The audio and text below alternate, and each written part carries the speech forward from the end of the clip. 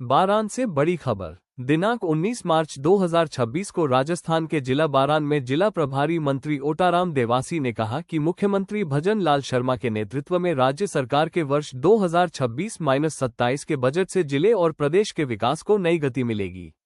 Mini सचिवालय सभागार में आयोजित पत्रकार वार्ता में उन्होंने बताया कि बजट में किसानों को सशक्त बनाने के साथ साथ बिजली, पानी, शिक्षा और चिकित्सा जैसे बुनियादी क्षेत्रों के सुदृढ़ीकरण पर विशेष ध्यान दिया गया है। वर्ष 2026-27 के बजट का आकार 6,10,956 करोड़ रुपये है, जो वर्ष 2023-24 के बजट की तुलना में 41% अधिक है। सरकार द्वारा पूर्व बजट घोषणाओं का तेजी से क्रियान्वयन किया जा रहा है। उन्होंने बताया कि वर्ष 2025-26 की 86% और वर्ष 2024-25 की 93% बजट घोषणाओं को लागू किया जा चुका है। प्रतियोगी परीक्षाओं के पारदर्शी आयोजन के लिए राजस्थान स्टेट टेस्टिंग एजेंसी की घोषणा की गई है, जिसके तहत ऑनलाइन टेस्टिंग सेंटर विकसित किए जाएंगे। सरकार ने 5 वर्षों में 4 लाख नौकरियां देने का लक्ष्य रखा है, जिसमें अब तक 1 लाख से अधिक सरकारी नियुक्तियां दी जा चुकी हैं और 1,54,000 पदों पर भर्ती प्रक्रिया जारी है। साथ ही निजी क्षेत्र में 2 लाख से अधिक रोजगार के अवसर सृजित किए गए हैं। बजट में वीबीजी रामजी योजना के लिए 4,000 करोड़ रुपये का प्रावधान भी किया गया है। पूरी जानकारी के लिए वीडियो अंत तक देखें। लोक संसद न्यूज के लिए बारान से संवाददाता कमल जी नागर की रिपोर्ट। 407 हेक्टेयर भूमि सरकार ने ग्रीन पावर प्लांट को 1.5 लाख से अधिक पौधे काटे जा रहे हैं। तो क्या आप इस चीज में सहमत है कि जंगलों को उजाड़ा जा रहा है सरकार द्वारा? एक तरफ तो एक पेड़ माँ के नाम लगाई सरकार, दूसरी ओर 1.5 लाख पौधे काट रहे हो। हमारी भावना है कि एक पौधा माँ के नाम हमारी अभी भी योजना है कि आगे आने वाले समय में भी हम सुनो जिस तरह से हम उसके लिए काम कर रहे हैं। आज आप सबने मुझे ये ध्यान में दिया है, तो इसके लिए भी एक बार बात करेंगे, बात कर इसका समाधान कैसे निकले उसके लिए भी बात करेंगे। आपने डेयरी के लिए कहा, डेयरी लंबे समय से केवल जगह चिन्हित नहीं होने की वजह से पड़ी है। कई बार बजट आता है, जमीन आवंटन नहीं होती है, डेयरी वहीं पड़ी है।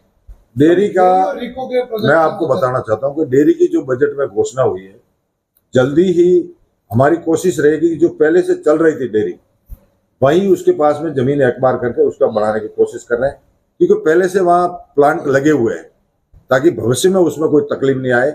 और उसकी जो राशि है 100 करोड़, उसके लिए भी हम वही बढ़ाने की कोशिश कर रहे हैं। सर, आप दिवाली पे आए थे, आपने किसानों के फसल मुआवजे के लिए कहा था कि हम धनतेरस पे दिला देंगे, मगर अभी भी कई जगहों पे जिले में मुआवजा फसल खराबा नहीं मिला है। मैं अभी फसलें तैयार हो गई, नई फसल की तैयारी किसान कर रहे हैं। मैं आपको बताना चाहता हूं कि अभी मैं झालावाड़ की बैठक लेके आया, 216 करोड़ रुपए उनको मिल चुके हैं और 98 करोड़ रुपए किसानों के बैंक के खाता में भी चले गए। कई लोगों के लिए आए खाते में।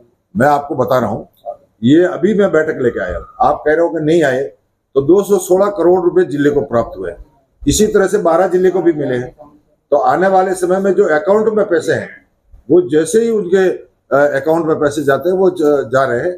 और 98 मैं अभी रिव्यू करके आया हूँ, 91 करोड़ रुपए किसानों के बैंक के अकाउंट में गए, जो किसानों को अभी बैंक के अकाउंट के माध्यम से उनके मिल चुके हैं। आपके मंत्रालय के अधीन अभी 12 में नागरिक सुरक्षा स्वयंसेवकों की भर्ती हुई, उसमें काफी शिकायतें आई है, काफी घोटाला हुआ है। 100 की स्वीकृति, 100 की वैकेंसी थी, 450 करीब हो गए उसमें भर्ती। नागरिक सुरक्षा हमारा एक बहुत बड़ा लक्ष्य है कि आने वाले समय में उसमें कई तरह के लोग, बच्चे हैं, युवा है, उनको रोजगार भी मिले। और हमारी ये है कि कोई ड्राइवर है तो ड्राइवर के काम में जाए, जो जिस काम में कोई तो है तो उसका उस खुद की एबिलिटी के हिसाब से हम उसमें कर रहे हैं, ताकि आने वाले समय में हमारे पास में हर जिले में 200-300 लड़के इस तरह के मिले, ताकि भविष्य में ऐसी कोई जरूरत हो तो तुरंत करना अच्छी बात है। तो कई अनियमितताओं की शिकायत आई है, साहब के पास भी पहुंची होगी, और कई जगह गड़बड़ियां हुई, बिना आवेदन करने वालों को ले लिया गया, बाद में नाम आए, बाबू लोगों ने उठा पड़ी गई। आपके ध्यान में है ऐसा कोई मैटर? जी, तो आपने मुझे ध्यान में दिया है, तो एक बार मैं इसकी जांच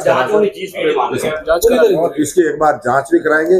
आपके कोई ध्यान में कोई है तो मेरे मैटर ध्यान में लिख के दे दे, ताकि उसका समाधान। तो बहुत सारी घोषणा कर दी गई कई तरह की, लेकिन इनका पैसा नहीं आ रहा है, तो बिना पैसे के ये इम्प्लीमेंट होगी कैसे?